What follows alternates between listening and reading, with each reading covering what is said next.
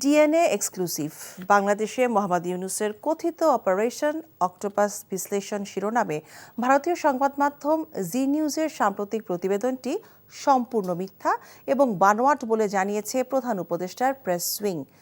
Press wing তার যাচাইকৃত Facebook page CA press wing ফ্যাক্টসে পোস্ট করা এক বিবৃতিতে দাবি করা হয় এই সংবাদটি প্রফেসর ইউনূসের নেতৃত্বাধীন বাংলাদেশের অন্তর্বর্তী সরকারের বিরুদ্ধে ভারতীয় মিডিয়ার একটি সুপরিকল্পিত প্রচারণার অংশ। বাংলাদেশকে অস্থিতিশীল করার অসৎ উদ্দেশ্য নিয়ে পরিচালিত এই ধরনের অপপ্রচারে মনোযোগ না দেওয়ার জন্য সবাইকে আহ্বান জানানো হয় প্রধান উপদেষ্টার প্রেস উইংয়ের পক্ষ থেকে।